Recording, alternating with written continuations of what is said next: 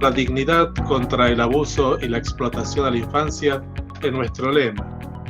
Con ello nos unimos a Talita Kum, que es una red de redes contra la trata, que desde Roma nos animan todos los años a poner el foco en un tema concreto. Este año lo dedicamos a las niñas, niños y adolescentes víctimas del abuso y la explotación.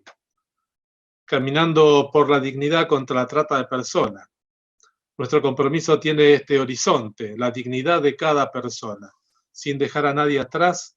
Este es nuestro viaje, nuestro caminar, nuestro sendero.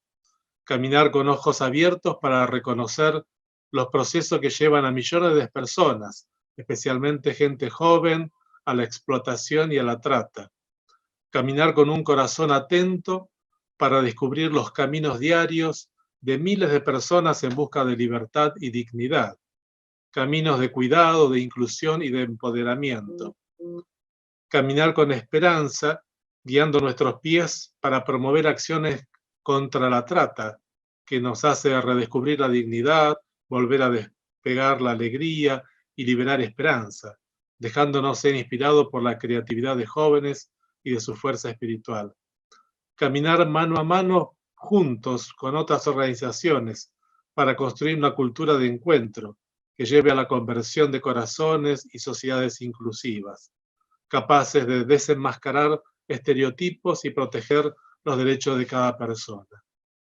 Y también, al cumplirse 40 años de la democracia en nuestro país, queremos unir nuestra voz a la de tantas víctimas y sus familiares, para decir juntos: nunca más desaparecidas en democracia para ser prostituidas, nunca más desaparecidos para ser esclavizados y explotados.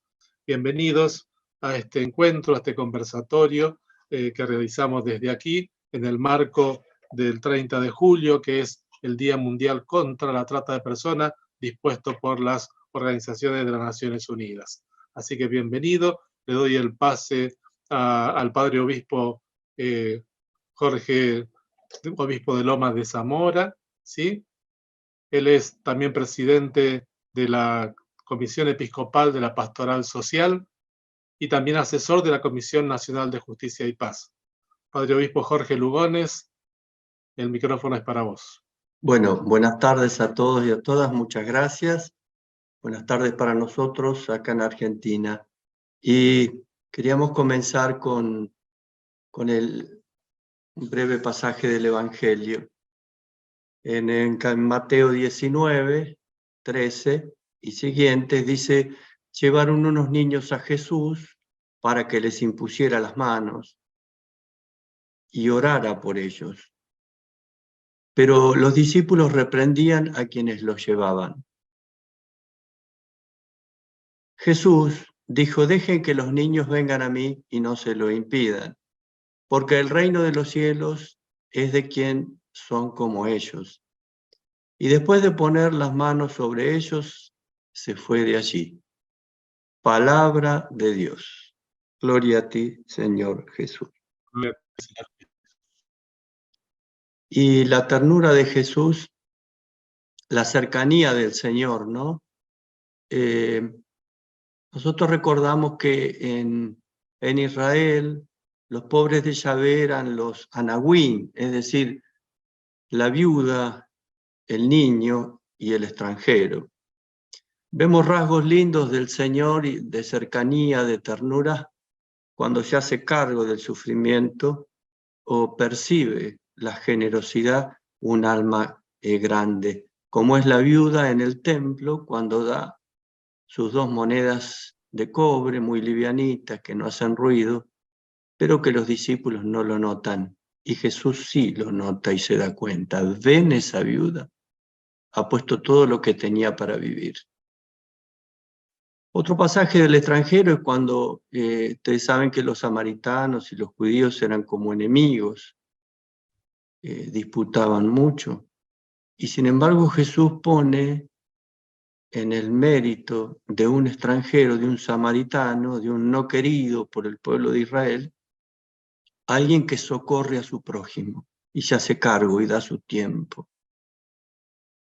Y finalmente este pasaje de Mateo 19, en que Jesús se hace cargo de los niños cuando los discípulos los quieren correr. Hay un pasaje que dice que al final, en el versículo 15 del capítulo 19, que dice: Jesús los abrazó y los bendijo, ¿no? La ternura del Señor, del cuidar y del cuidado. Y ante esto, el Papa Francisco nos ha advertido del sufrimiento de tantas niñas y niños, ¿no? Y adolescentes. Y Francisco habla de una especie de asesinato psicológico y en muchos casos una cancelación de la infancia, dice él. Y la califica como una llaga. El fenómeno de la pederastia es una llaga, dice el Papa, la cual tenemos que dejar de encubrir. Y Francisco dice: me refiero en particular a las solicitudes que se realizan a través de Internet y de las distintas redes sociales con páginas y portales dedicados a la pornografía infantil. Este es un flagelo que por un lado requiere ser abordado con renovada determinación por parte de las instituciones públicas y por otro requiere una mayor concientización de las familias y de los diversos organismos educativos. Por eso me parecía importante recordar este pasaje y también recordar y rezar por tantas y tantos sireneos y sireneas que llevan la cruz de tantos chicos y chicas, ¿no? También quería mencionar a cuidadores de la Casa Común, que acá en Argentina, en 19 provincias, se hace cargo de adolescentes y jóvenes en vulnerabilidad psicosocial. Y lo cual es una tarea difícil, pesada, que hay que acompañar, pero que vale la pena. Y Jesús, que es el sanador herido, como decía Nowen, ¿no? Es el que es capaz de acompañar, cuidando y descubriendo a los niños en situación de vulnerabilidad. Y habla del rostro maternal también. Y yo tomaba este rostro maternal de María también, ¿no? La protección de la Virgen, la cercanía amorosa de María, especialmente a aquellos que no han tenido la cercana, protectora y nutricia presencia de una madre. Y que María cuide de tantos chicos y chicas y a la vez sostenga. Estamos celebrando nosotros en nuestra diócesis los 160 años que llegó la Virgen de la Paz a Argentina, ante los conflictos y guerras de unitarios y federales, que eran las disputas entre argentinos que morían ante este derramamiento de sangre.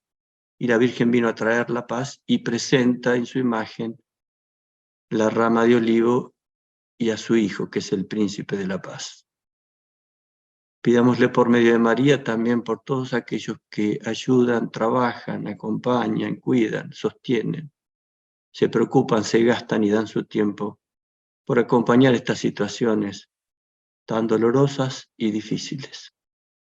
Así que los animo a que podamos rezar juntos la oración de Jesús. Padre nuestro que estás en el cielo, santificado sea tu nombre. Venga a nosotros tu reino, hágase tu voluntad en la tierra como en el cielo. Danos hoy nuestro pan de cada día, perdona nuestras ofensas, como también nosotros perdonamos a los que nos ofenden. No nos dejes caer en la tentación y líbranos del mal. María, Madre y Reina de la Paz, ruega por nosotros.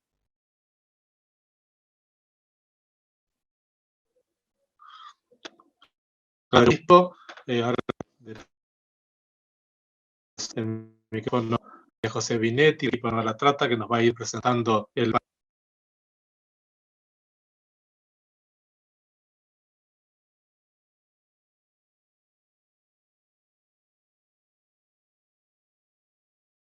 Hola, muchas gracias. Bienvenidos y bienvenidas a este conversatorio en conmemoración del Día Mundial contra la Trata de de personas y hoy hablando de los vulnerables entre los vulnerables, los niños, los que están a nuestro cuidado, los que dependen absolutamente de nosotros y de nuestra protección. Tenemos un panel de lujo con expertos y expertas y maestros en la materia con una enorme experiencia. Le vamos a dedicar unos 10 minutos a cada uno de ellos, son 4. Vamos a tener 10 minutos de exposición consecutivos de cada uno de ellos y luego un espacio de 15 minutos de intercambio y de conversación y de preguntas. Y luego pasaremos a las conclusiones y al saludo final. Vamos a presentar entonces, en primer lugar, a Rafael García Borda. Rafael es abogado, experto en cibercrimen y ciberseguridad, docente universitario, conferencista nacional e internacional. Tiene una amplia experiencia laboral en la materia, se desempeña actualmente como prosecretario del Departamento de Ciberdelitos y Nuevas Tecnologías de la Suprema Corte de Justicia de la Provincia de Buenos Aires, y es además investigador en el laboratorio Infolab. Así que le damos la palabra a Rafael.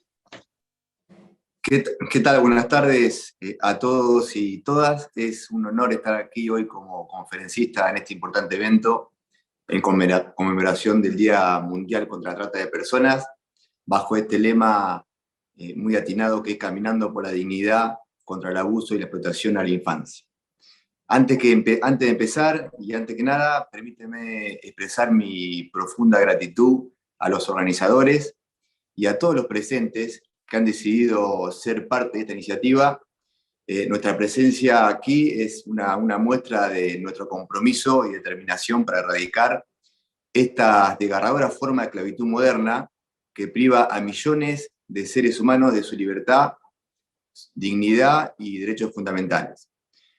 Hoy, en este cortito tiempo, vamos a explorar las nuevas modalidades delictivas que utilizan los tratantes para la captación de las víctimas, y también exploraremos los desafíos que enfrentamos en la prevención, la detección y la persecución de este crimen, y cómo podemos también fortalecer nuestros sistemas legales y mecanismos de cooperación internacional para abordar este flagelo de manera más eficiente y efectivo.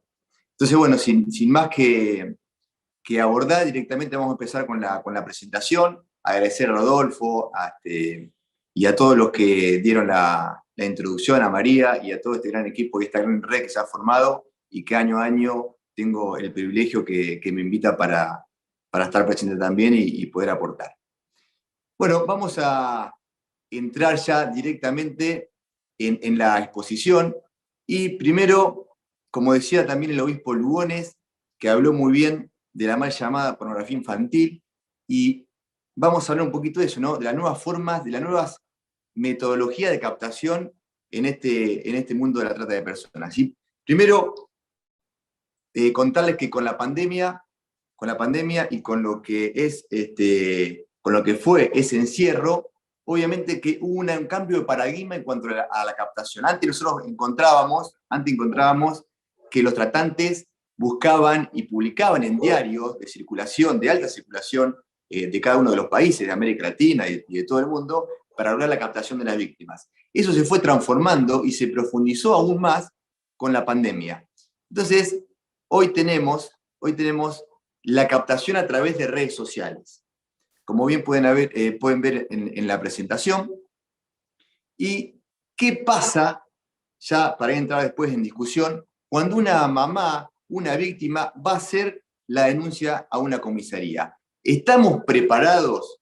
¿Están preparado el sistema para recibir la denuncia como corresponde cuando la captación se da a través de un medio digital, como puede ser WhatsApp, como puede ser TikTok, como puede ser un juego en línea? Bueno, ahí es esto que queremos en este corto tiempo profundizar y hablar. Ustedes saben que uno de los delitos conexos, digamos, como medio de captación, es el grooming, que se lo conoce en habla hispana como el child grooming en habla inglesa, y es un anglosajismo que se traduce en conducta de acercamiento o acicalamiento, que que se configura en la mayoría de los delitos de América Latina. Representa una serie de conductas en donde una persona realiza deliberadas conductas con el objetivo de contactar a una niña, un niño o un adolescente, así ganarse la confianza y establecer un vínculo emocional a fin de disminuir sus inhibiciones para luego generar un encuentro personal en el mundo físico, o bien, como en la mayoría de los casos, obtener contenido sexual por parte de la víctima para su posterior comercialización, distribución o para satisfacer su perversidad sexual. Ahí pueden ver las 4 etapas del delito de grooming, que tenemos que tener mucho cuidado porque el delincuente, el tratante siempre utiliza su ingeniería social para poder captar a la víctima. Y esto lo hace mirando y observando las redes de los niños, niñas y adolescentes que muchas veces no se encuentran como debería tener ciertas recomendaciones para que el tratante, para evitar que el tratante se contacte y lograr esa confianza que lo hace porque ya sabe que el niño, la niña o el adolescente va a determinado colegio, hace determinado deporte, tiene determinados amigos. Entonces es importante que eduquemos a los niños, niñas y adolescentes desde edades tempranas para evitar un primer contacto de estas personas que se dedican a este tipo de flagelo. Vamos a pasar al siguiente, ya que estamos ahí con la presentación, que es un delito que se vincula expresamente con el delito de grooming, que es el de material de abuso sexual infantil, que se encuentra tipificado en el artículo 128 del Código Penal, y lo hablaban al principio, en donde acá muchas veces no se le da la importancia que corresponde, pero es uno de los fines de la explotación, uno de los fines de la trata de personas, en donde son captados millones de personas, de niños, niñas, adolescentes en el mundo, y tenemos la experiencia también desde la práctica de poder desbaratar estas bandas que se dedican al tráfico de material de abuso sexual infantil de niños, niñas y adolescentes, en donde una vez que esa imagen es subida a internet, inmediatamente es muy difícil luego poder bajarla, por lo cual encontramos con una revictimización constante del niño, la niña y adolescente. Y acá vuelvo a la primera filmina, ¿no? A hablar un poquito y a poder relacionarlas. Cuando una mamá con un teléfono a contar a una dependencia policial de cualquier parte de América Latina, contando que su hija fue captada a través de un medio digital, hemos tenido una experiencia que la primera atención primaria, ¿no?, a esa mamá y a esa víctima que fue a la comisaría es: esto no es delito, vaya, imprima esa foto a color, esa foto de explotación sexual infantil, imprímala y tráigala de vuelta como prueba. Entonces ahí yo le hago un primer interrogatorio. ¿Qué está pasando en esa situación? ¿Qué es lo que está ocurriendo? Tenemos una revictimización primaria y también secundaria para con la familia. Acá tenemos que tener equipos preparados para que cuando llega la denuncia, inmediatamente sea atendida por los profesionales y las profesionales que se encargan de este delito, para que la víctima y su grupo familiar reciban la contención correspondiente, y a su vez, desde el Estado también y desde los diferentes operadores de justicia, ¿qué hacemos con esa evidencia digital que está recibiendo, que están aportando el denunciante? Entonces ahí, ya pasando a la próxima, es importante la alfabetización digital en el proceso penal. Y este es también un cambio de paradigma en cuanto al proceso de estos delitos complejos, porque acá nos encontramos que tenemos que saber, como operadores judiciales, como operadores de justicia, como fuerzas de la ley, qué es una dirección de IP, a qué es una URL, porque cuando el denunciante va a hacer una denuncia, cuando la víctima hace una denuncia, es importante que aporte la URL del usuario que lo intentó captar o que lo captó. Entonces, para los educadores, para esta red que estamos hoy reunidos aquí, tener estos conceptos también nos permite profundizar la tarea de la prevención. Y para adentro, para la investigación, también qué es una dirección de IP, quién se encuentra atrás de esa red social que captó al niño, niña o adolescente, y cuando hablamos de hashes, también asegurar esa evidencia para que el día de mañana no tengamos un problema en el juicio y podamos hacerla valer, porque eso va a permitir mantener la prueba de una manera inalterable, de forma que cuando llego al juicio la voy a poder hacer valer y no vamos a tener ningún tipo de inconveniente, como para no ser demasiado técnico. Y ya como el tiempo es muy cruel y tenemos muy poquito, nos queda muy poquito, bueno, ¿qué pasa cuando nos llega una denuncia en cualquier parte de América Latina o del mundo a través de WhatsApp? Entonces, ¿por dónde empiezo? ¿Cómo empiezo a investigar? Bueno, acá la importancia de siempre la preservación, o por Instagram, o por Facebook, o por TikTok, por diferentes redes sociales, y acá la importancia de lo primero que tenemos que buscar es la preservación de la evidencia digital, de manera que los investigadores luego puedan encontrar y llegar a quiénes son los tratantes o quiénes se encuentran atrás de esa red social. Pedir los registros de conexiones de IP, información asociada de ese tratante, y también tenemos la posibilidad de hablar con las empresas y pedir en pedidos de emergencia. Esto va muy de la mano con, y acá los nuevos paradigmas, y hasta acá vamos a llegar porque no nos queda el tiempo, los nuevos paradigmas de investigación en redes sociales. Esto va muy de la mano con la cooperación público-privada. Acá necesitamos de esta cooperación público-privada, del Estado con las empresas, para que nos brinden una respuesta rápida cuando está ocurriendo un hecho de esta característica que nos convocó en el día de la fecha.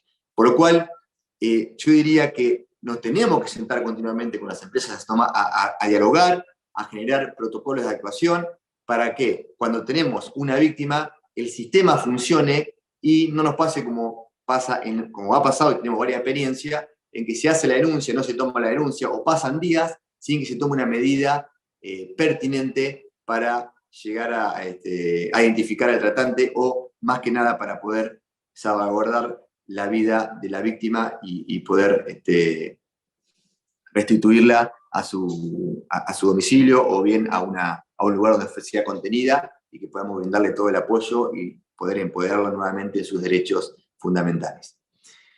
Bien, creo que son varias aristas que fui dejando de lado. Otra de las aristas que quiero dejar antes de cerrar es que hoy también tenemos otra modalidad en cuanto al lavado de dinero de los tratantes. Hoy ya estamos hablando del mundo de criptomonedas, de activos digitales, en donde es otro desafío que ya tenemos, y que es el dinero que los tratantes muchas veces lo van invirtiendo en criptomoneda, de manera que la justicia y la fuerza de ley no puedan llegar tampoco a atacar ese medio. En la parte económica, ¿no? En la parte patrimonial de estas investigaciones es fundamental prepararse, capacitarse, formarse para poder avanzar en esta línea también. Bien, como cierre y para darle paso y cumplir con los minutos acordados y darle paso a los expositores que siguen, yo creo que es fundamental que mantengamos vivo el espíritu de esta conferencia, más allá de este día, que debemos llevar lo aprendido y discutido aquí a nuestras comunidades, instituciones y gobiernos, para generar un cambio real y duradero en la protección de los derechos humanos y la erradicación de la trata.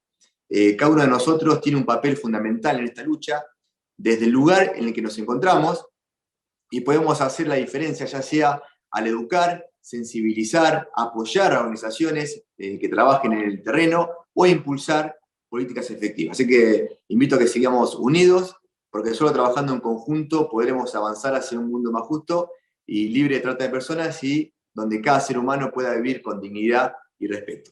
Bueno, agradezco profundamente su participación, el compromiso y la dedicación a este día tan importante. Muchas gracias, María, y te cedo el micrófono. Gracias a vos, Rafael. Después retomamos el diálogo en el espacio final, así que seguimos ahí pendientes del evento.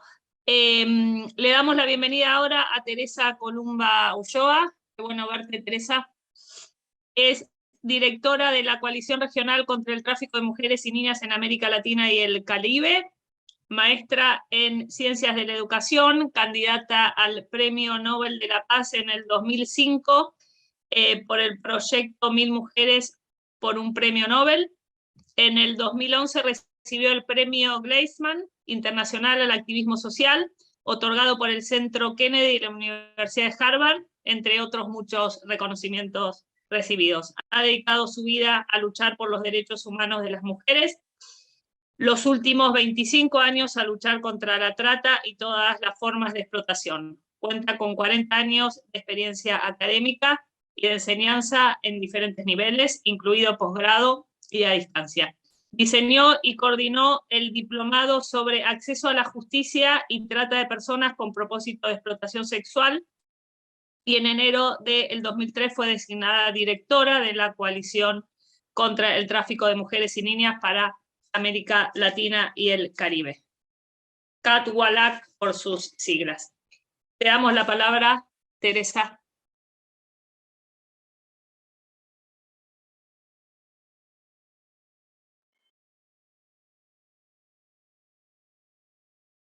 Estás muteada, Teresa.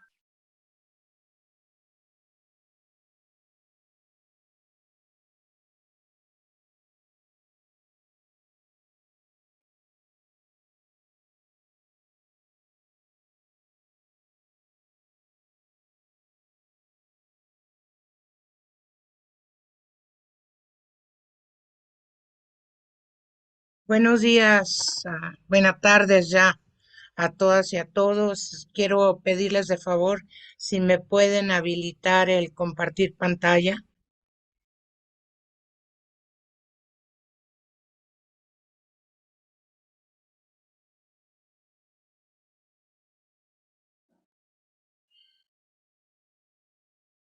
Ya está, Teresa.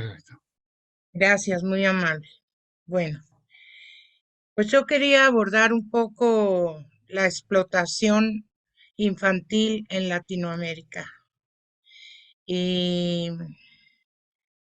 para poder abordar este tema tan doloroso, bueno, quisiera recordar que en la Convención de los Derechos de la Niñez, en el artículo 19, se obliga a los estados partes que valga la mencionar que es la convención que más ratificaciones tiene en el mundo y que es una de las convenciones que todos los países de América Latina han ratificado. Entonces tomarán las medidas apropiadas los estados parte para proteger al niño o la niña contra cualquier forma de perjuicio, abuso físico o mental, de tratos negligentes o malos tratos o explotación, abuso sexual, eh, ya sea que el niño se encuentre bajo la custodia de los padres o de un tutor o cualquier otra persona que lo tenga a su cargo.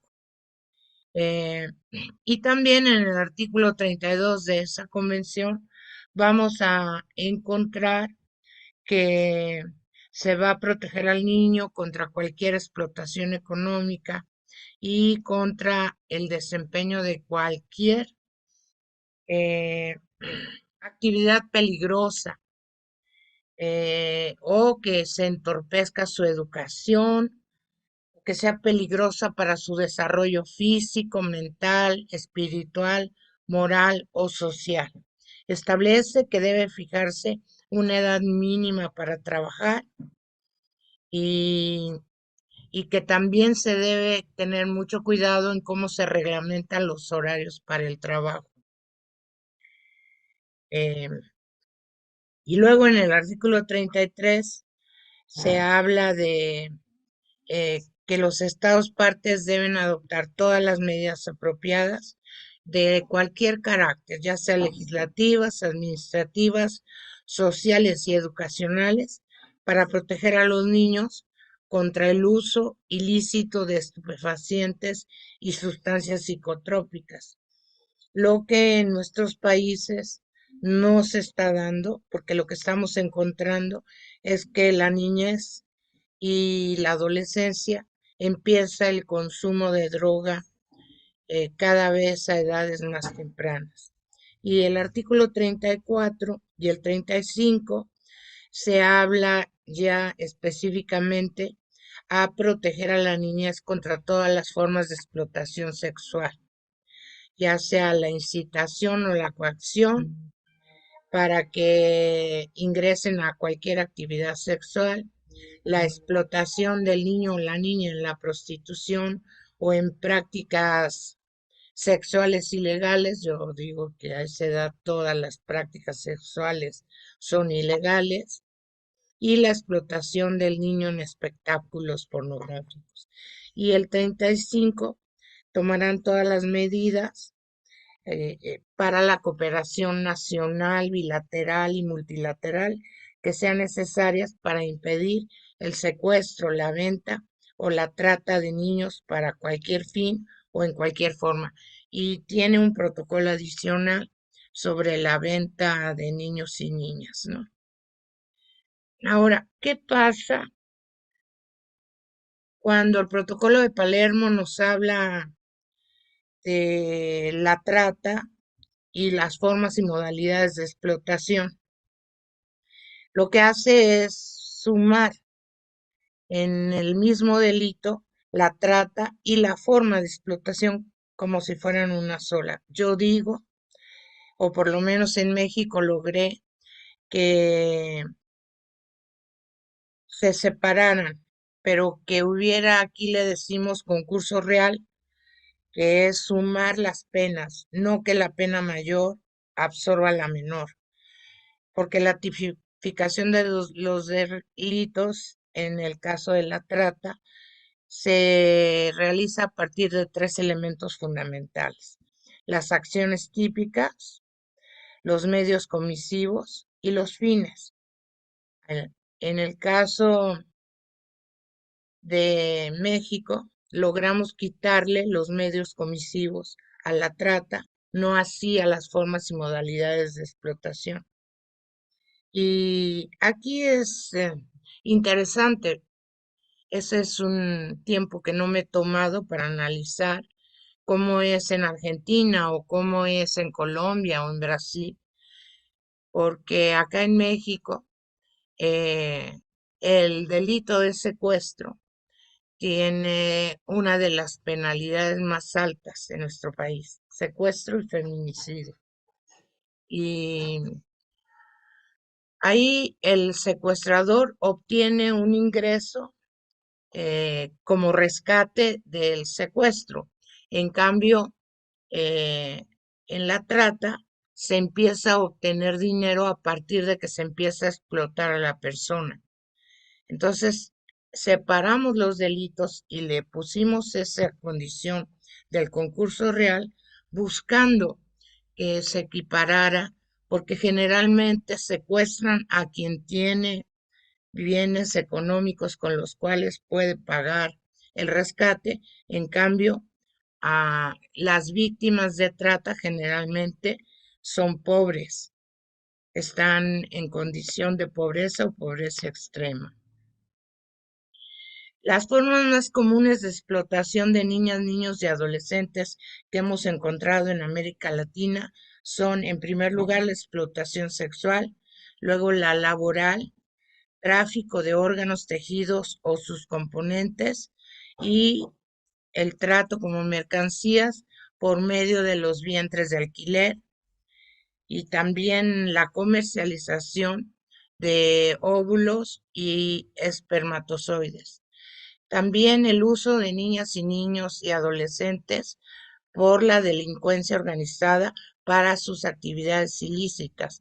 Y ahí lo que vamos a encontrar, por supuesto, es que la manera que tienen de engancharlos es a través de volverlos adictos a las drogas. Ni siquiera les tienen que pagar dinero, con que les den una dosis o dos de droga, y la criatura que ya se volvió adicta, aunque se vaya a su casa, va a regresar a pedirles otra dosis y donde le van a poder encargar más actividades ilícitas. El uso de bebés como mulas y el uso de niñas, niños y adolescentes como correos, halcones y dedos, que son actividades que usan los narcotraficantes en relación a los niños y a las niñas. El correo es el que lleva los paquetes del gran narcotraficante a los narcomenudistas. Los halcones son los que están vigilando las zonas de las ciudades, en las esquinas, con un walkie-talkie y donde avisan si hay policía o no hay policía cercana.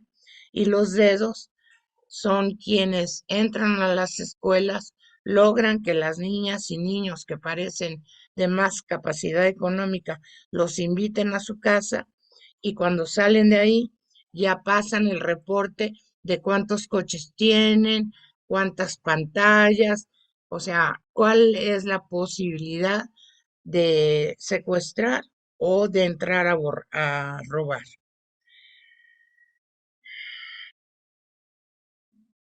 ¿Cómo se reclutan? Bueno, la desaparición de niños y niñas, que puede ser tanto por engaño, por la fuerza, la compraventa con falsas promesas, el secuestro, la fuerza, el engaño, a través de juegos en línea, que es una modalidad que desde hace 2 años ha empezado a tener mucha vigencia. Y bueno, yo digo que los pedófilos salen de cacería por las redes sociales para ver a qué niño, qué niña está débil o tiene problemas y es más vulnerable a ser reclutado. También está la amenaza, la coerción, inclusive el feminicidio y las caravanas de migrantes que en lo personal me tienen muy preocupada porque la Mara Salvatrucha está separando a las niñas de las caravanas y los lleva a las zonas de tolerancia de Chiapas, de Oaxaca, a ser explotadas sexualmente.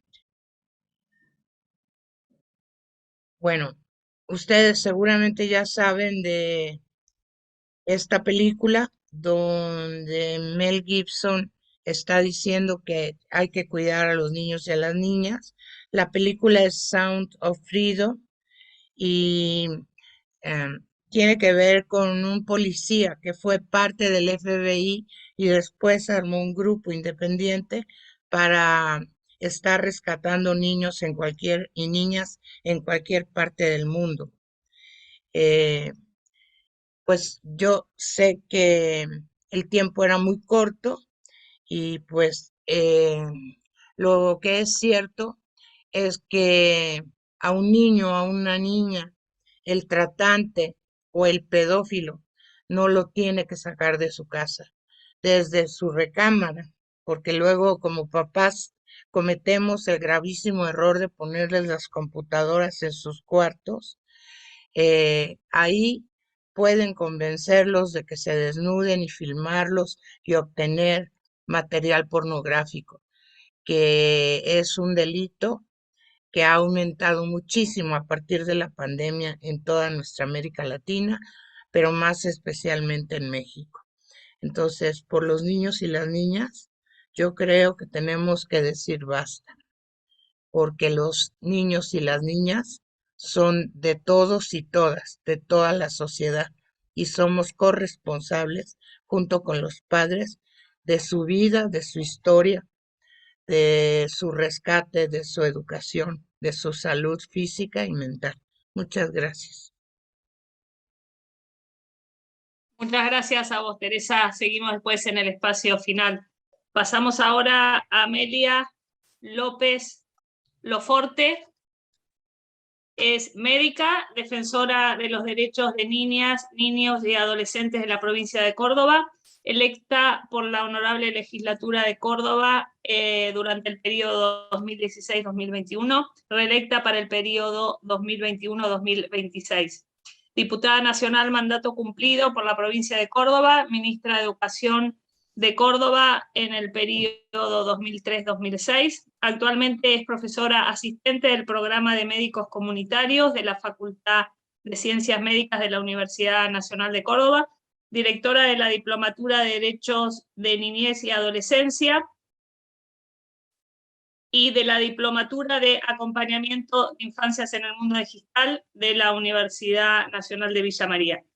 Es miembro de la Red de Líderes de América Latina por la Primera Infancia, titulada Por un Comienzo con Futuro, miembro del directorio ejecutivo del Instituto Latinoamericano del Ombudsman, que agrupa a las instituciones estatales de derechos humanos de América Latina, y secretaria general del Centro Internacional del Movimiento de Políticos por la Unidad y miembro garante del Centro Nacional de Argentina del MPPU. Le damos entonces la palabra a Amelia. Muchas gracias. Bueno, en primer lugar, espero que se escuche y que no está muy inestable la conexión, pero espero que no se corte. En primer lugar, quiero agradecerle a la Comisión No a la Trata, porque no es la primera vez que compartimos alguna actividad. Ya el año pasado tuvimos oportunidad de trabajar específicamente cuando caminábamos hacia el 9º Congreso Mundial de Derechos de Infancia y Adolescencia. Yo en este momento voy a tratar de hacer mi reflexión desde el lugar que me toca ocupar hoy, que es mi actividad como defensora de derechos de niñas, niños y adolescentes. Las defensorías somos organismos del Estado, somos organismos autónomos que nos dedicamos específicamente, estamos enmarcados en las normativas internacionales que vienen dependiendo de la convención. Me exime a hacer más explicaciones después de lo que Teresa ha conversado, pero nuestra actividad específica es precisamente ser garantes de la Convención de Derechos del Niño, exigir los derechos que están expresados en la Convención. Por eso mi reflexión va a estar sobre todo en este año donde precisamente en el Día Mundial de la Trata, el lema de este año es llegar a todas las víctimas, en especial y no dejar atrás a ninguna. Y entonces yo le agrego en especial a niñas, niños y adolescentes que son especialmente vulnerables. Y repensar precisamente desde dónde vamos a abordar estas dos vulneraciones, que son las vulneraciones más graves a los derechos de niñas y niños, como son el abuso y la trata. Y hacerlo, repensar este abordaje específicamente desde la perspectiva de derechos. Una perspectiva que es diferente de aquella perspectiva del patronato que casi todos nosotros conocíamos desde la perspectiva tutelar y de la incapacidad de niños y niñas, para que cambiemos nuestra cultura. Adultos y adultas no somos dueños de los chicos. Aquella cultura tutelar hacía que adultos y adultas se sintieran dueños de los chicos. Y esto, desde este lugar de poder y de asimetría de los adultos, muchas situaciones de vulneración se ven en niñas, niños y adolescentes, y me voy a referir en un momento más sobre todo al tema del abuso y del abuso intrafamiliar. Pero además de esto, me parece que es importante repensar esta perspectiva de derecho, porque además los chicos son sujetos de derecho, pero son sujetos de derechos que están bajo precisamente el principio de la protección especial, porque son personas igualmente dignas a cada uno de nosotros, merecen el mismo respeto, la misma consideración, pero además son sujetos en desarrollo. Por lo tanto, la Convención les da este plus particular que es el principio de la protección especial, que hace que los adultos y las adultas no tengamos que ser dueños de los chicos, sino que tengamos que acompañarlos, protegerlos, cuidarlos, acompañándolos, acompañando su autonomía y crecimiento, acompañando esta cosa que ha quedado explícitamente en la normativa argentina, que es el principio de la autonomía progresiva, ayudándolos a que puedan crecer y hacer acrecentar su capacidad.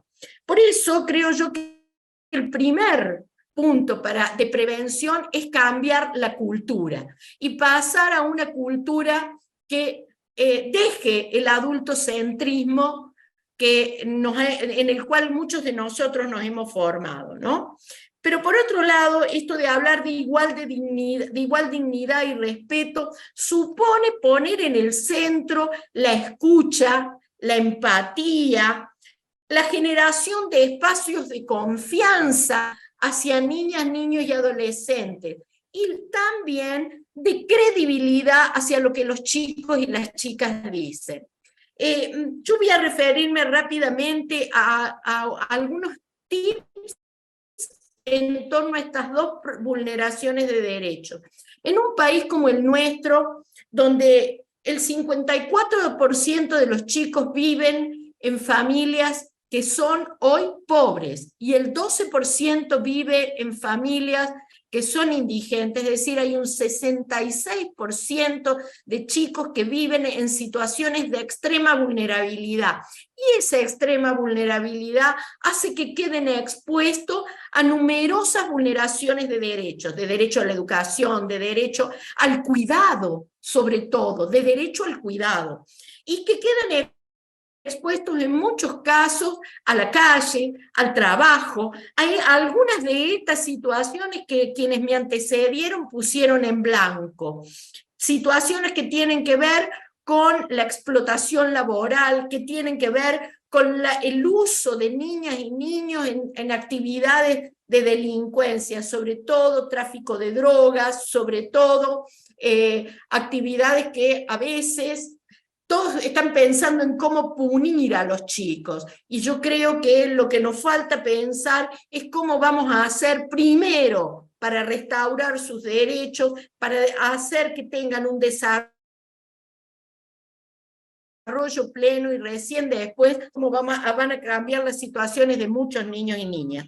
En relación al abuso, que me pareció muy interesante lo que trajo el padre obispo cuando comenzamos, la reflexión que trajo del Papa, ¿no? Hoy el abuso es una de las vulneraciones de derechos más frecuentes. La violencia que viven los chicos y las chicas, que van desde situaciones de naturalización de la violencia emocional, psicológica, pasando por la violencia física, llegando a situaciones de acoso y abuso, se da lamentablemente en un mayor porcentaje. 2/3 del total de los abusos se da en el ámbito intrafamiliar, y tiene que ver con esta cultura de poder.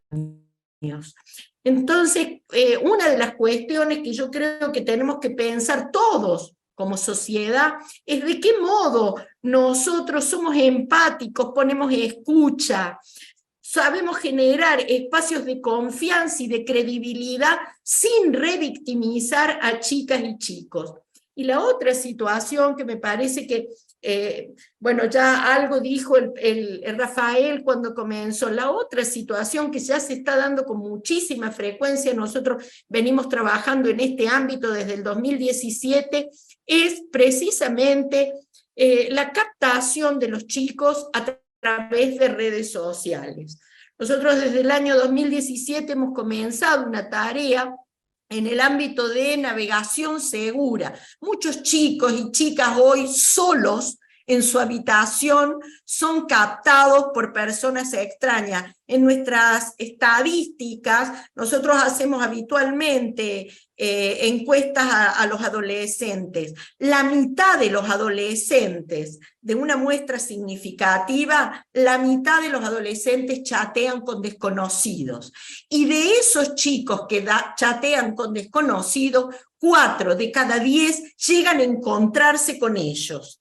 A veces se creen que se están por encontrar con otro chico y se encuentran con un adulto que los capta. Entonces creo yo que una de las cuestiones más importantes es cómo preguntarnos cómo acompañamos los adultos, cómo escuchamos, cómo empatizamos, cómo observamos y acompañamos y cuidamos los adultos y adolescentes. Porque eso es lo único que nos va a permitir hacer detecciones tempranas de vulneraciones tan graves como las que estamos hablando en este momento.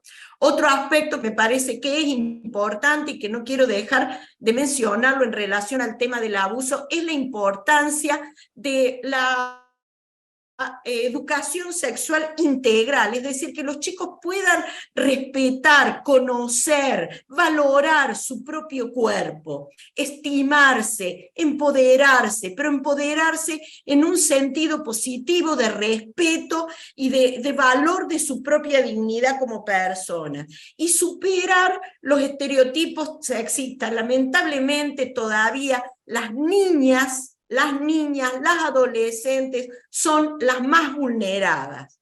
Y en relación al tema de trata, yo creo que una de las cuestiones más importantes que nosotros estamos viendo en este momento es lo que está aconteciendo en estos modos de captación digital que mencioné hace un momento. Y otra cosa que nos ha llamado la atención el último año, y esto lo pongo también a la luz, es cómo aparecen muchos modos de captación y de trata en organizaciones que están enmascaradas diciendo que producen refugio para mujeres víctimas de violencia, y tras de eso se apoderan de niños y niñas y los someten, y los utilizan como para explotación sexual, o los utilizan para explotación laboral.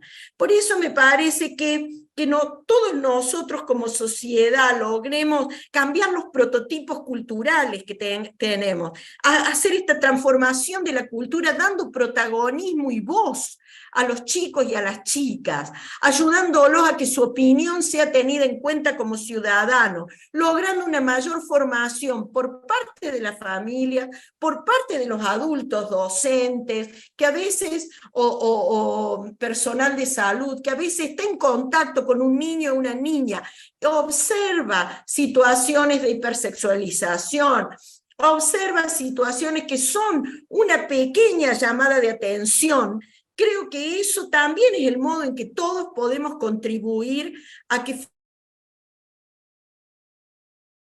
flagelos como los que hoy de los que hoy estamos reflexionando puedan ser eliminados. Y finalmente, decir que nosotros desde una perspectiva de derecho creemos firmemente en una cultura que además valore la diversidad. Lamentablemente, nosotros vemos que niños y niñas que pertenecen a colectivos de minoritarios a veces están absolutamente más vulnerados, etnias que están más derechos del niño, establece este principio de no discriminación. Todos los derechos son para todos los chicas y las chicas, no importa su etnia, no importa su edad, no importa su proveniencia social.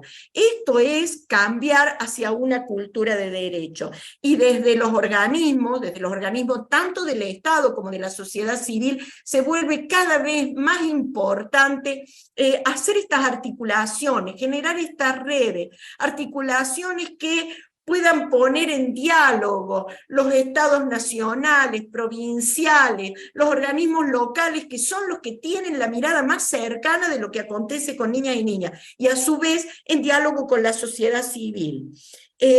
Yo creo que, y el último tema, y con esto termino, otro tema es cómo se abordan estos asuntos desde los medios de comunicación, que muchas veces resulta revictimizante, poniendo vidas e historias de los chicos que van a quedar para siempre en los medios, en las redes, y sin pensar en los daños y en las consecuencias que esto ocasiona en la vida de un chico o de una chica, ¿no? Que tiene después que poder seguir adelante. A partir de esto yo dejo a disposición de todos ustedes las herramientas que nuestra Defensoría, así como todas las defensorías, las pocas defensorías que hoy tiene el país, provinciales y la Defensoría, tenemos para la defensa de los derechos de chicas y chicos, intentando exigir a los estados provinciales, a los estados nacionales y en las redes internacionales que estos derechos no sean vulnerados y que el protagonismo de chicos y chicas nos lleve a mirar una sociedad diferente, donde no hay unos que son dueños de otros y que pueden hacer lo que quieran con el otro, sino donde todos nos respetamos, somos iguales y respetamos nuestra igual dignidad de hijos de Dios. Muchísimas gracias por esta invitación. Gracias a vos, Amelia. Seguimos en el espacio final y ahora pasamos al último de los expositores, el licenciado Rodolfo Escobar. Rodolfo es profesor y licenciado en Psicología y Filosofía, actualmente maestrando en dificultades de aprendizaje en la Universidad del Salvador. Es docente del Vicerrectorado de Formación de la Universidad del Salvador, ha participado en proyectos de investigación en Psicología de la Educación, expuesto diversos trabajos y talleres en congresos nacionales e internacionales. Además, trabaja como psicólogo educacional en la ciudad de Buenos Aires, en los 3 niveles de la enseñanza común. Asesora a instituciones educativas de todo el país y también de México. Recientemente coordinó el proyecto de elaboración de una colección de libros para la educación sexual integral, destinado a escuelas católicas desde una perspectiva bioética personalista para la obra de Onorione y junto con la editorial Santillana. Coordina en este momento un equipo de especialistas que capacitan a docentes, directivos y familias para la implementación de la educación sexual integral en las escuelas de todo el país. Adelante, Rodolfo. Bueno, ¿me escuchan? No sé si se escucha correctamente. Tengo alguna Sí. dificultad con la cámara, así que les pido disculpas. Agradezco muchísimo la invitación del equipo No a la Trata. Muy honrado por la presencia de todos los expositores y expositoras que me antecedieron y coincido plenamente en todas las posiciones y conceptos que vertieron. Voy a tratar de ajustarme lo más posible al tiempo, así que bueno, voy a ir un poco rápido.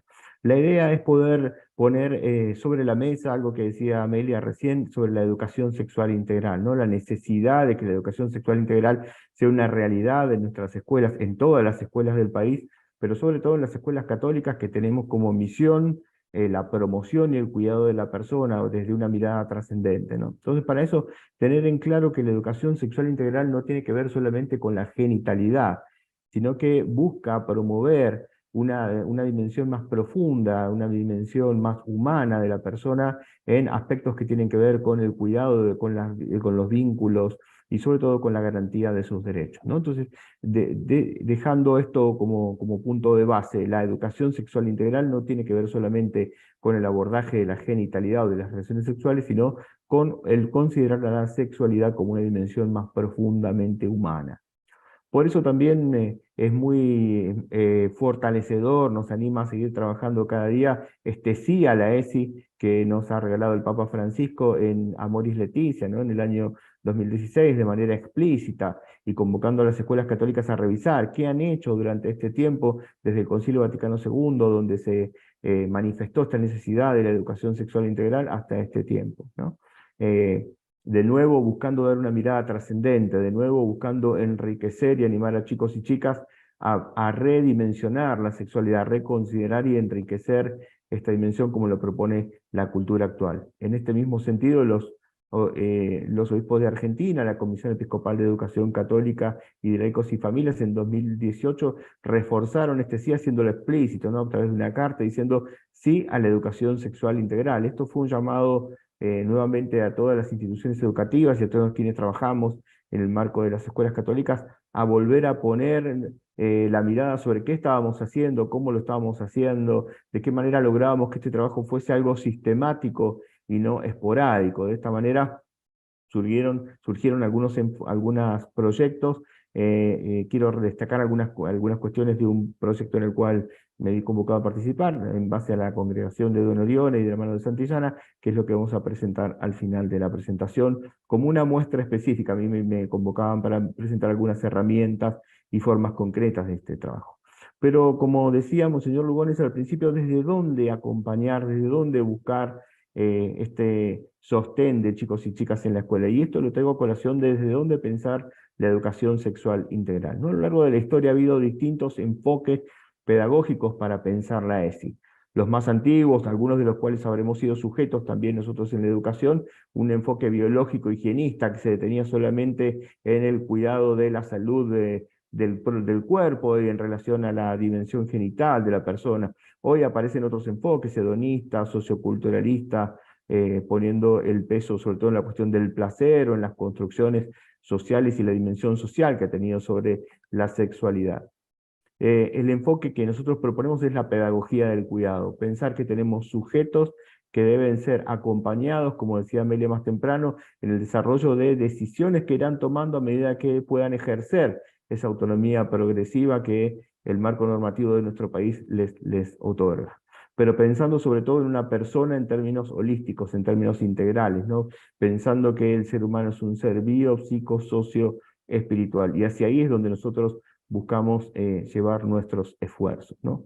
Así podemos, y nos animamos a soñar con la escuela católica como un lugar seguro, un lugar donde chicos y chicas puedan encontrar una escucha atenta, donde puedan expresar su palabra, donde puedan contar qué les pasa, donde puedan tener una mirada particular de parte de sus educadores, de sus educadoras, que animen también a sostener a las familias.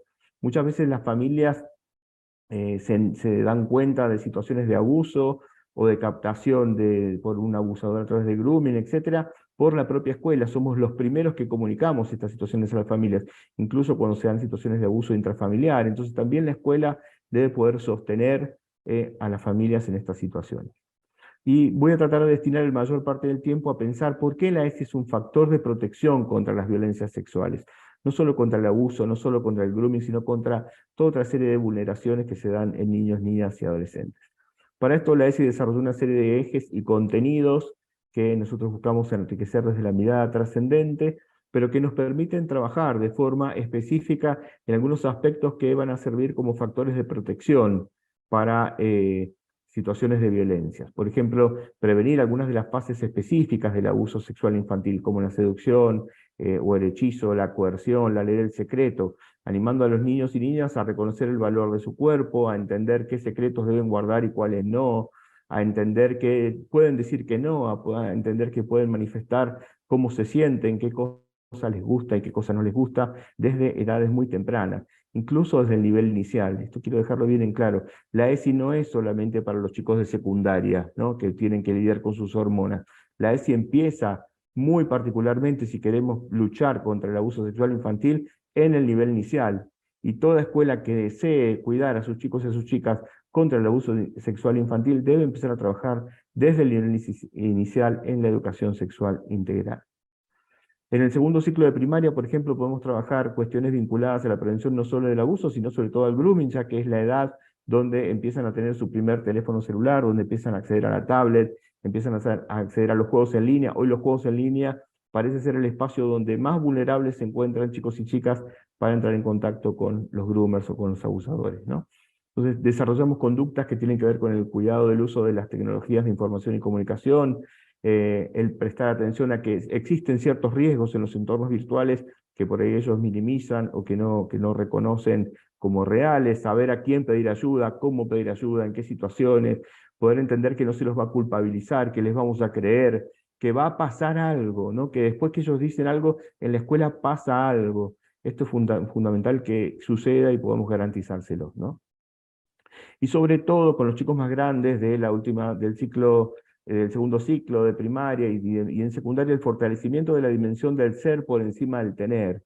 Nos encontramos a veces que hay chicos y chicas que acceden a ciertas situaciones que los exponen en una situación de vulnerabilidad o de riesgo porque por plata cualquier cosa, decía una chica la otra vez, ¿no? Y realmente esto tenemos que cuestionarnos, esto tenemos que pensar, ¿cómo es que la dimensión del tener se nos va volviendo algo más importante que el orden del ser? Es cierto que es un planteo filosófico, pero luego decanta en toda esta serie de situaciones más concretas. Por lo tanto, la ESI es realmente un factor de protección contra el abuso sexual infantil y contra la aparición de otra serie de violencias. Un niño, una niña, adolescente que está informado tiene menos posibilidades de padecer un abuso sexual infantil, y si lo padece tiene más posibilidades de poder revelarlo, de poder denunciarlo y comunicarlo. La ESI, por lo tanto, nos anima a desarrollar conocimientos sobre sus derechos, sobre sus responsabilidades, sobre cuáles son las formas adecuadas de vincularse con las personas adultas, de identificar sus genitales, sus partes íntimas y reconocer que solo ellos pueden tocar esas partes, salvo que sea por una cuestión médica o de higiene, por parte de sus cuidadores, diferenciar entre la información que se debe guardar y la que se debe manifestar. También las familias tienen un rol fundamental en la ESI. En nuestro proyecto damos un espacio específico de trabajo para la familia. Y quiero destacar algo que decía Amelia: respeto no es sumisión, los chicos no son propiedad de sus padres, los chicos son sujetos de derecho y pueden decir que no a aquellas conductas que los exponen o que les hacen vivir en situaciones de naturalización, de violencia, de vulneración, de abandono o de negligencia por parte de sus cuidadores. Bien, sobre todo lo último, reconocerles que siempre se les va a creer. Recuerdo una situación que tuvimos que atender en la escuela donde una estudiante venía sufriendo una situación de abuso intrafamiliar durante varios años, ¿no? Había empezado en su primera infancia y ella ya era una adolescente, pero escuchaba en la mesa familiar que frecuentemente se decía que quienes habían sufrido un abuso debían decirlo inmediatamente y que si no mentían. Después de uno de los talleres, esta estudiante se animó a contarlo y bueno, pudo salir de esa situación. Algunas herramientas con las que trabajamos de manera más gráfica, ¿no? En el nivel inicial trabajamos con este tipo de herramientas que les permiten a los niños poder manifestar qué les gusta y qué cosas no les gusta, y esto que parece tan trivial permite luego poder expresar que lo que les está pasando, que lo que les están haciendo no está bien. Poder reconocer con el nombre que corresponde las partes íntimas de su cuerpo, que el niño pueda decir pene y que la niña pueda decir vulva de manera explícita, que pueda nombrarle esto luego frente a la situación de develamiento o denuncia, es fundamental que pueda darse, y no estamos mancillando ni la inocencia ni el pudor del niño o de la niña, sino que precisamente lo que estamos haciendo es ayudarlo a cuidarse. Trabajamos con materiales que presentan la forma de conductas de abuso de manera más o menos explícita, de manera que un niño pueda entender que si es tocado de manera específica, digamos, concreta por parte de una persona adulta, eso no corresponde, es una parte que no corresponde. También a cuidar su propia intimidad, entender qué formas de vestir y de usar son correctas en distintos ámbitos o no, entender qué secretos deben guardar y qué secretos no deben guardar, y esto es fundamental que lo puedan trabajar para debilitar esta ley del secreto que se establece durante el abuso sexual infantil. Bien, quiero adelantarme porque estoy excediéndome un poquito de tiempo. En el nivel primario trabajamos específicamente en el reconocimiento de situaciones de grooming, les explicitamos qué es el grooming, cuándo puede suceder. Los chicos tienen algo de esta información, manejan algo de esta información, pero luego cuesta que puedan poner esto en práctica en habilidades concretas, entonces trabajamos mucho en esta cuestión del pasaje al acto de esta información que ellos sí manejan. Trabajamos también a partir de historias o de ciertos dilemas en que puedan reconocer las distintas fases del abuso sexual infantil y entender cuándo pueden ser víctimas de una situación concreta. Ya en el nivel secundario sí trabajamos específicamente lo que tiene que ver con la trata de personas y en algo que decía Amelia también, lo que tiene que ver con estos estereotipos, ¿no? En estas cuestiones o estos discursos machistas que se repiten a lo largo de la historia y que nos hacen pensar que puede pensarse en el cuerpo de una mujer como un objeto de satisfacción del deseo de un varón sin su consentimiento y en condiciones de esclavitud. Esto lo cuestionamos, animamos a que los estudiantes puedan pensarlo desde una mirada crítica y entender que esto no tiene ninguna posibilidad de ser en una sociedad donde busquemos justicia para todas y todas. Bien, me excedí ya del tiempo, así que solamente animar a que sigamos trabajando en este mismo sentido, animando a que las escuelas se animen a llevar adelante la educación sexual integral. No es una idea peligrosa, no es una mala palabra, y es una oportunidad concreta y específica de proteger a niños, niñas, adolescentes de situaciones de vulneración de derechos. Muchísimas gracias. Gracias a vos, Rodolfo. Ahora sí, nos reunimos todos para pasar al espacio de preguntas, comentarios. Le doy la palabra a Janina Basílico. Aquí estoy, buenas tardes. Bueno, acá tenemos una pregunta que nos hacen la consulta por YouTube, sería más que nada abierta quizás para todos los panelistas. ¿Por qué la película Sound of Freedom está siendo fuertemente silenciada por los principales medios de comunicación a pesar de ser un éxito en taquilla?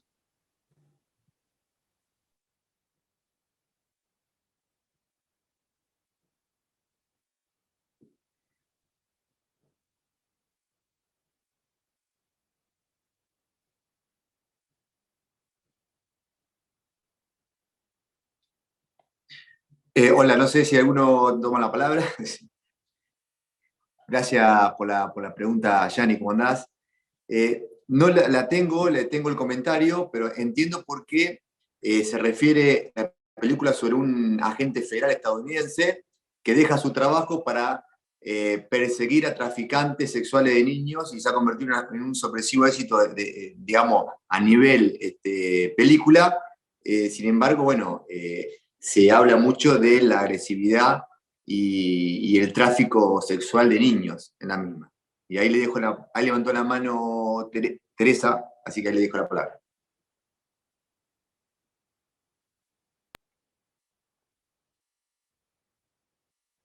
Bueno, es indudable que está siendo bloqueada esta película porque la pornografía infantil y la explotación sexual de niños, niñas y adolescentes deja inmensas ganancias. Es un negocio muy redituable y por tanto no conviene que la gente adquiera conciencia sobre la obligación que tenemos todas y todos de cuidar y proteger a las niñas y a los niños, no solamente los padres y madres, que vale la pena decir que hay que hacerlos conscientes. Siempre he dicho que la profesión más difícil del mundo es la de ser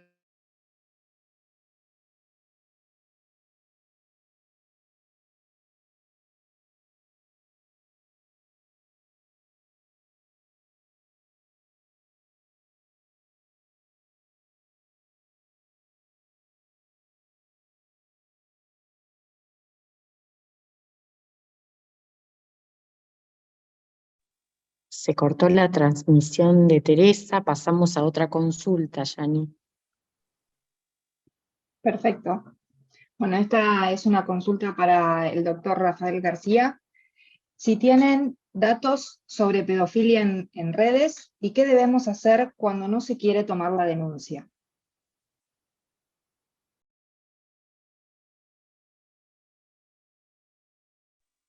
Está silenciado, Rafa. Es una pregunta muy importante porque es sencilla, pero habla de lo que pasa todos los días y creo que muchos han tenido que enfrentarse a esa situación. Primero que cuando uno va a hacer una denuncia a la dependencia policial, el funcionario tiene la obligación de tomarle la denuncia. En ese caso, si no la toman, puede entrar en el delito de incumplimiento de los deberes del funcionario público. Es decir, que ustedes, y hoy en día con el tema de lo digital, no solamente pueden hacer la denuncia en la comisaría más cercana, sino también tienen los canales abiertos, no sé de dónde la persona que pregunta, pero los canales abiertos a nivel nacional o a nivel provincial, si es la provincia de Buenos Aires, a través de la página del Ministerio Público Fiscal, en donde pueden directamente denunciar online sin necesidad de dirigirse a la comisaría. Hoy son varios los canales para denunciar, y yo digo siempre que tenemos que denunciar estas cuestiones. Son importantes denunciarlas, de manera que podamos, detrás de esa denuncia, establecer qué está sucediendo, porque muchas veces atrás de una denuncia por una víctima, cuando se desarrolla la investigación, nos encontramos que una red de pedófilos o de explotadores sexuales que nos permite desbaratar. Hoy también por eso es importante el cambio de paradigma en cuanto a la investigación de este tipo de delitos. Hoy necesitamos de agentes reveladores, de otro tipo de investigadores, y no del clásico investigador del detective de lupa que andaba en la calle recortando información. Acá necesitamos de aquel detective ya digital, de aquel investigador digital que pueda ir tras el rastro del delincuente sexual.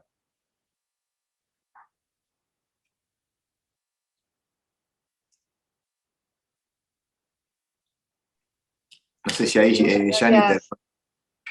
Sí, muchas gracias, Rafa. Y tenemos otra consulta de cómo hacer conciencia en los padres y niños, niñas y adolescentes sobre el problema que tenemos que afrontar ahora sobre la inteligencia artificial y la pedofilia.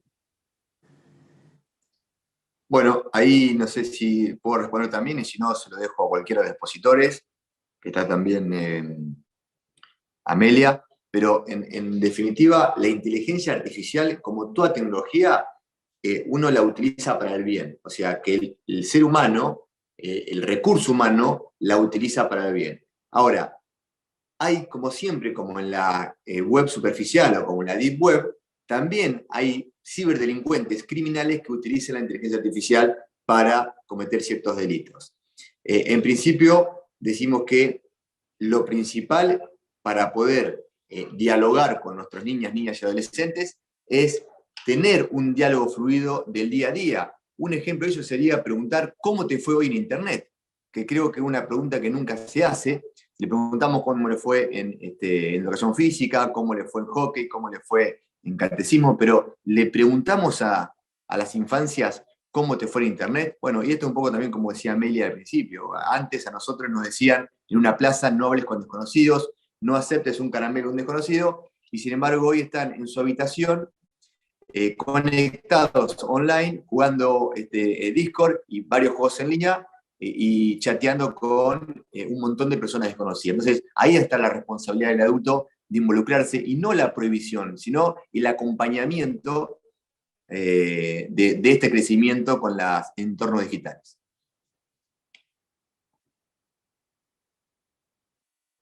Nosotros, solo agregar a lo que dice Rafael, no sé si se escucha porque me parece que se me ha frizado.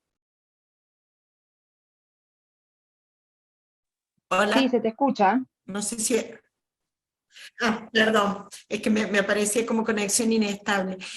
No, digo, para agregar a lo que dice Rafael, hay algo que nosotros siempre hablamos con a los adultos, ¿no? Acompañar a los chicos para que no solamente sean buenos ciudadanos en la vida, en el mundo real, sino también para que sean buenos ciudadanos digitales. La mayoría de los adultos desconocemos cómo tener una red bien protegida, cómo configurarla, cómo acompañar, cómo preguntarle a los chicos, preguntarles dónde están, qué están mirando, qué están haciendo, pero no como un detective que está preguntándole, sino como alguien que verdaderamente se interesa por su bienestar. Y los chicos, cuando sienten esta confianza, cuando sienten que este espacio de confianza y de credibilidad se ha generado, los chicos siempre están contando y contándonos qué es lo que están haciendo, ¿no? Inteligencia realmente ya llevamos 5 años haciéndole encuestas a los chicos. Nosotros desde la Defensoría estamos trabajando con el tema de inteligencia artificial, y el problema no es las herramientas de Internet. El problema es cómo nosotros estamos educados y formados para utilizar para el bienestar estas herramientas y no utilizarlas, y que nuestros niños y niñas no sean, digamos, presos de redes que los van a utilizar y les van a vulnerar sus derechos. Y para eso la presencia de los adultos significa una cosa muy importante, ¿no? El acompañamiento.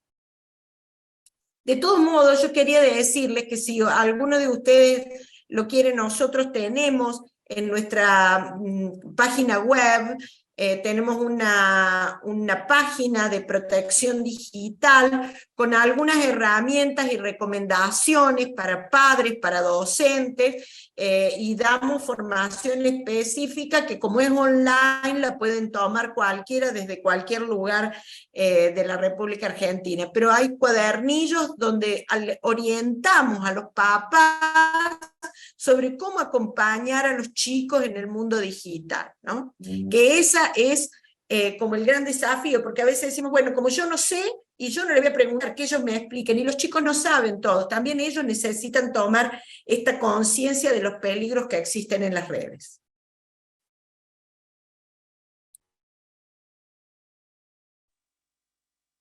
Muchas gracias para ambos. Y acá, aprovechando que volvió Teresa, tenemos una pregunta para ella, en donde nos consultan si hay captación de menores en situación de migración. Sí, justamente yo lo comentaba. Cuando vienen las caravanas de migrantes, vienen muchos niñas, niños y adolescentes no acompañados. Y en el momento de cruzar hacia México, las bandas de los maras salvatruchas, y digo las bandas porque dependiendo del número que tienen tatuado, es el grupo de maras a la que pertenecen. Se dedican a separar a los niños, niñas y adolescentes con mayor énfasis en las niñas y adolescentes mujeres para poderlos explotar sexualmente y son llevados a las zonas de tolerancia de Chiapas, de Oaxaca, de todo, de Tabasco, de todos los estados que están fronterizos con Guatemala y con Centroamérica. Y algunos llegan hasta Puebla o la Ciudad de México y algunos llegan hasta puntos de la frontera norte. O sea, sí hay explotación. Y no solo sexual, sino también los utilizan para su negocio de drogas o secuestro. En fin, ya les decía que pueden ser correos, pueden ser dedos, pueden ser halcones o pueden incluso ser mulas, bebés, para el transporte de droga en sus cuerpos, ¿no? Sí, es una situación muy difícil. Yo estoy peleando, por ejemplo, con el Congreso de Chiapas para que vayan conmigo a hacer una inspección, porque tenemos entendido que hay más de 400 niñas y adolescentes en la zona de tolerancia de Tapachula que están siendo explotadas sexualmente. Y obviamente el gobierno pues no quiere entrarle a rescatarlas porque no tiene la capacidad instalada para poderlas atender de manera integral como se lo merecen y como es su obligación por virtud de nuestra Ley General para prevenir, sancionar y erradicar los delitos en materia de trata de personas y para proteger y asistir a las víctimas de esos delitos. De todas maneras, no vamos a quitar el dedo del renglón porque sí nos parece muy grave que primero, cómo salen de sus casas no acompañadas a mandarlos a una pues situación muy difícil. Yo entiendo que hay madres que están desesperadas porque en Honduras, en El Salvador, están siendo amenazadas de muerte, pero no les va a ir mejor cruzando como, como migrantes no acompañados, ¿no? Entonces sí, así es, sí reclutan a niños y niñas migrantes y adolescentes. Muchas gracias, Teresa.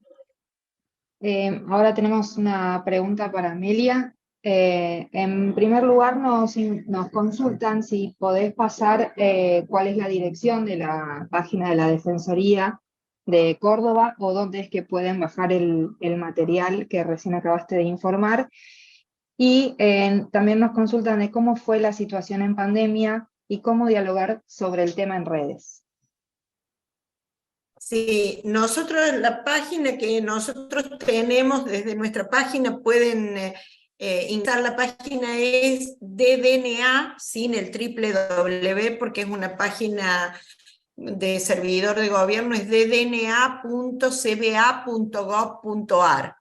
Eso a nuestra página y desde allí acceder los va a llevar a través de un link a una página que es www.protecciondigital.com.ar, donde hay una serie de materiales, información y tips, y después allí también estamos desarrollando otra campaña que me parece que además la digo porque nos tiene muy preocupados el tema de la violencia. Estamos trabajando en una campaña especial que se llama Hay Otra Forma, que también tiene materiales en línea, que son hayotraforma.com.ar, que es para prevención de violencia, maltrato infantil y violencia entre pares. Y en los próximos días estamos comenzando una campaña precisamente contra el abuso, una campaña que va a durar varios meses con materiales distintos proponiendo distintas tips y materiales, porque nosotros lo que vemos que muchas veces ni la sociedad, a veces los docentes, el propio personal de salud y a veces los propios padres, cuando el abuso o el acoso es en un ámbito no familiar, saben de qué modo detectar, con qué cosas alarmarse y prestar mayor atención, ¿no? Pero como yo siempre digo, lo más importante es una escucha activa. Una escucha activa supone poder mirar más allá de las palabras que los chicos nos dicen, poder generar estos espacios donde los chicos se sientan libres para poder expresarse, para poder mostrar sus sentimientos, mostrar sus percepciones y lo que les está pasando. Y eso, de esa manera podríamos prevenir mucho más y llegar a situaciones de detección precoz. Lo digo también, por ejemplo, con el tema de consumo de drogas, ¿no? Porque en los barrios de altísima vulnerabilidad, muchas mamás que a veces viven situaciones de extrema vulneración, terminan muy preocupadas porque sus chicos son tomados por redes que los utilizan como, me parece que Teresa los dijo, solamente a cambio de droga, los utilizan para actividades delictivas. Entonces me parece que tener esta mirada atenta resulta muy importante. Muchas gracias, Amelia. Y vamos con una última pregunta para Rodolfo, que nos consultan cómo podemos educar sexualmente frente al paradigma hegemónico que es de educación de géneros. Bien, creo que una clave para pensar en esta mirada es la posición que ha tomado el Papa Francisco, ¿no? Pensar en la educación sexual integral supone trascender cualquier posición dogmática, extrema, que se cierra al diálogo. El Papa Francisco nos habla de mirar primero a la persona, pensar en primer lugar, uno de los núcleos principales del Pacto Educativo Global es pensar en primer lugar en la persona, ¿no? Entonces pensar desde esta pedagogía del cuidado, desde esta mirada que pensamos, el Papa nos dice, la iglesia es un lugar donde todos tienen lugar, es una gran tienda de campaña donde todos tienen lugar. Entonces la educación sexual integral trasciende los posicionamientos ideológicos que van a abordar solamente las cuestiones de género. Es pensar en la educación de una persona que también vivencia su sexualidad en ocasiones de una manera que no es la que la hacen la mayoría de los seres humanos, pero desde esta mirada donde lo que más me importa sos vos, con tu historia, con tu situación, con tus dolores, con tus necesidades, con tus anhelos y con lo que te está pasando, ¿no? No se puede pensar en una educación sexual integral, donde busquemos cuidar a chicos y chicas y adolescentes desde una confrontación de discursos, desde una confrontación de doctrinas, ¿no? No va por ahí la cosa, ¿no?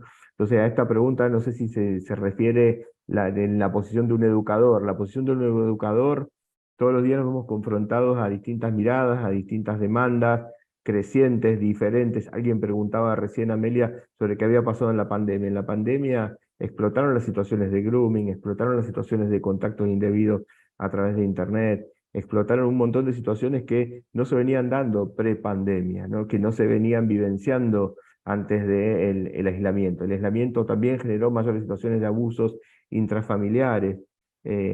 La posición de género y las cuestiones de género no reduce, o sea, la ESI no se reduce solo a la cuestión de género, ¿no? Pensar en una educación sexual integral siempre tiene que poder animarnos a pensar en primer lugar a la persona, pensar en qué vive esa persona, por qué, si está transitando una situación de diversidad o orientación o identidad sexual, qué es lo que le está pasando, poder acompañarla, poder escucharla, buscando siempre su mayor bien en esta autonomía creciente, de acuerdo a la edad que esté hablando. No es lo mismo pensar en un adolescente casi joven que en un niño pequeño.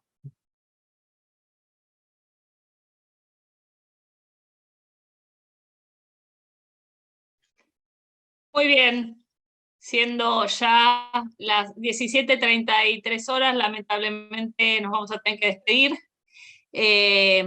Agradecerles a esta mesa de expertos especialistas y maestros la generosidad del intercambio y de las exposiciones. Y ahora sí vamos a pasar ya a las conclusiones finales del conversatorio. Le doy la palabra a Yelén Tomasini.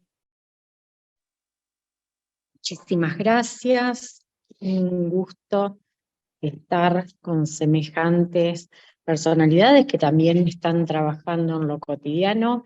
Un especial agradecimiento a todo el equipo que ha encarado este conversatorio en el marco del 30 de julio, el Día Internacional contra la Trata de Personas. Comenzamos este conversatorio ubicándonos en tiempo y espacio. Estamos en Argentina, y en Argentina se cumplen los 40 años de democracia, y como equipo pedimos que nuestro país esté libre de esclavos. Se continuó reconociendo que es una llaga que hay que dejar de encubrir, la cancelación a la infancia, lo que esto implica.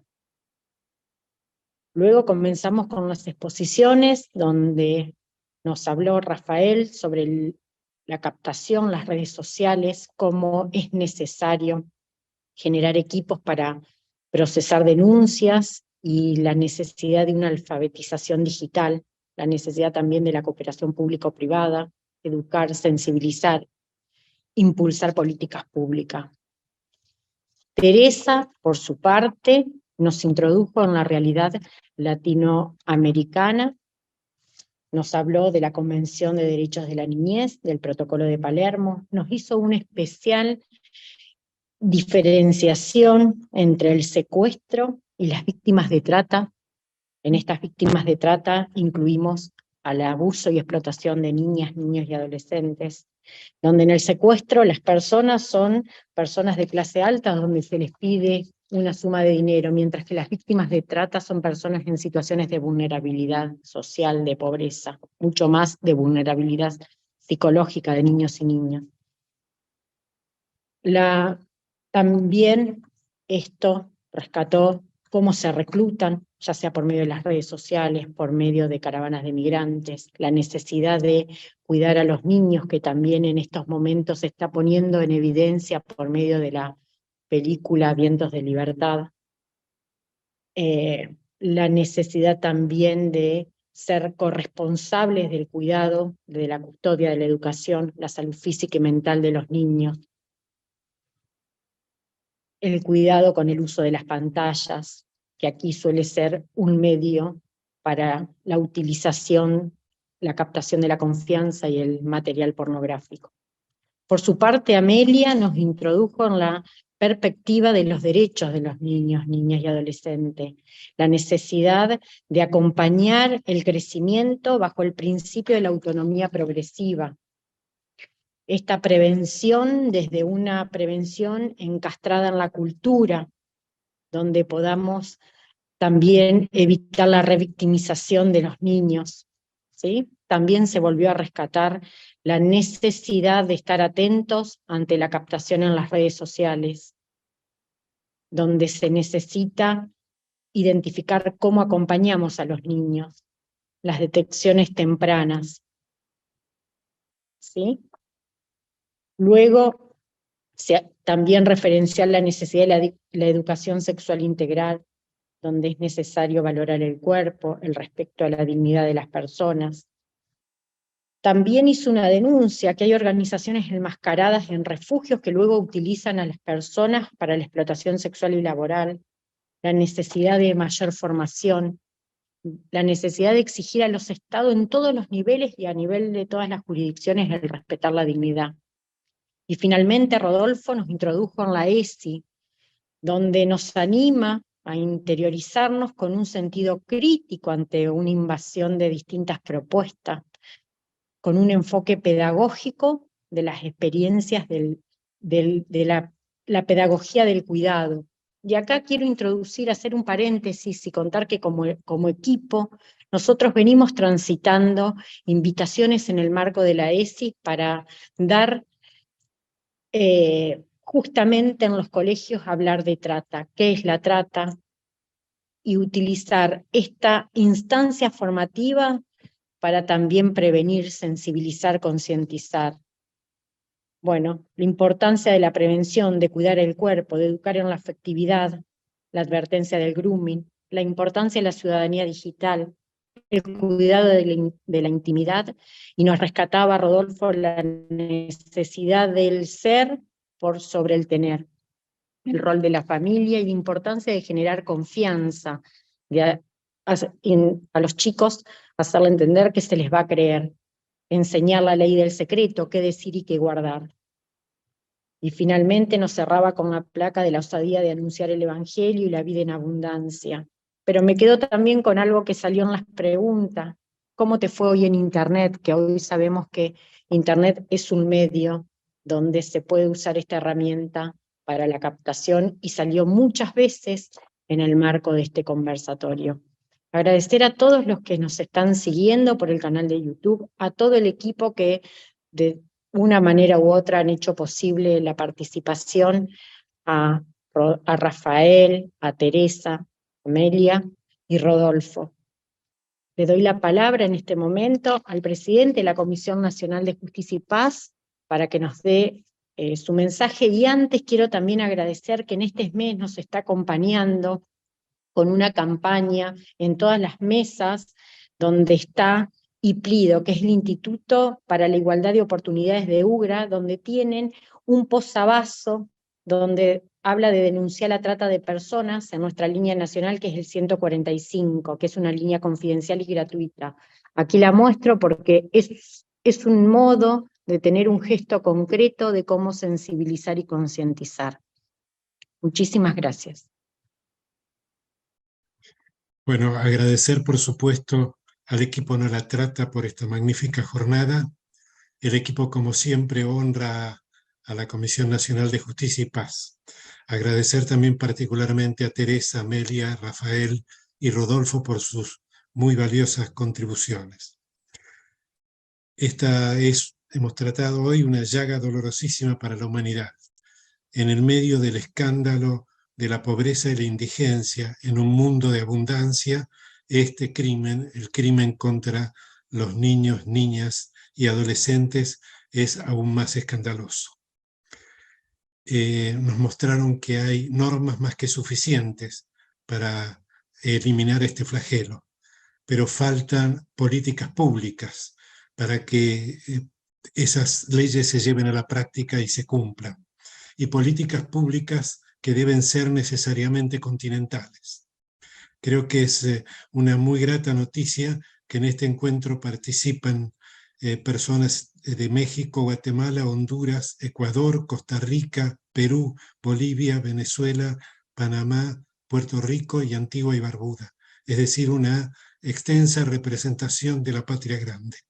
Y en esta dirección nosotros vamos a seguir trabajando no solo desde nuestra comisión, sino desde la Red de Justicia y Paz en la Patria Grande, que reúne 14 comisiones de otras tantas patrias hermanas de América para, en la misma línea que la Red Clamor y nuestro equipo No la Trata, trabajar para poder acabar con este flagelo, para acabar con este daño inmenso que se hace a la humanidad. De modo que muy agradecido, y le pido una bendición final a Monseñor Lugones. Bueno, dar gracias al Señor por este encuentro, por el trabajo de todos ustedes y todos aquellos que anónimamente trabajan por los más vulnerables, como decíamos, por todos los sireneos y sireneas que ayudan a llevar tantas cruces hoy en día. Que Dios los bendiga, que la Virgen de Guadalupe, patrona de América, cuide de ustedes, de sus familias y de sus comunidades. Que Dios los bendiga en el nombre del Padre, del Hijo, del Espíritu Santo y a nuestras comunidades. Muchas gracias.